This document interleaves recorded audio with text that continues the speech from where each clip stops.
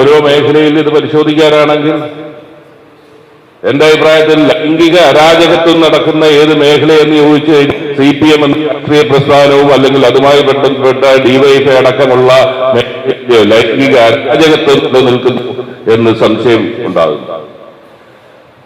ഇന്നലെ വളരെമായൊരു കാര്യം എന്റെ ശ്രദ്ധയിൽപ്പെട്ടു.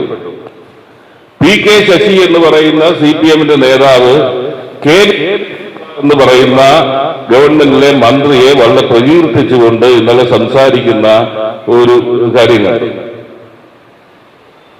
അത് Ganeshan good certificate PK Sasi തന്നെ നൽകണോ എന്നുള്ളത് ഗണേശൻ ആലോചിക്കേണ്ട കാര്യമാണ് എന്ന് മാത്രമേ എനിക്ക് അതിനെക്കുറിച്ച് പറയാനുള്ളൂ. കാരണം ഈ ശശിയെ കുറിച്ച് ഒരു കമ്മിറ്റി ഉണ്ടായല്ലോ അന്വേഷിച്ചത്.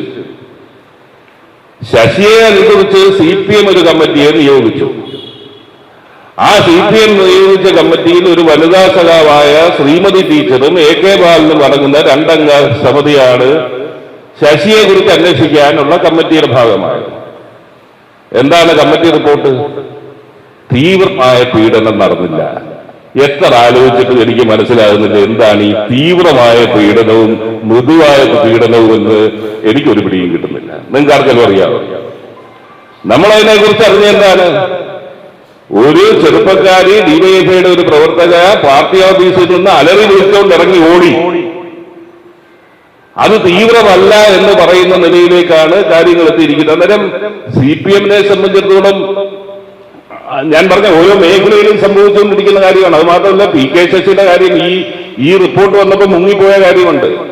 ഈ റിപ്പോർട്ട് വരുന്ന ദിവസം രാവിലെയാണ് PK ശശിയെ സ്വന്തം പാർട്ടിയുടെ പണാപഹരണം നടത്തിയതിന് ബ്രാഞ്ച് കമ്മിറ്റിയിലേക്ക് തരം താഴ്ത്തി എന്നുള്ള വാർത്ത പുറത്തു വരുന്നത്.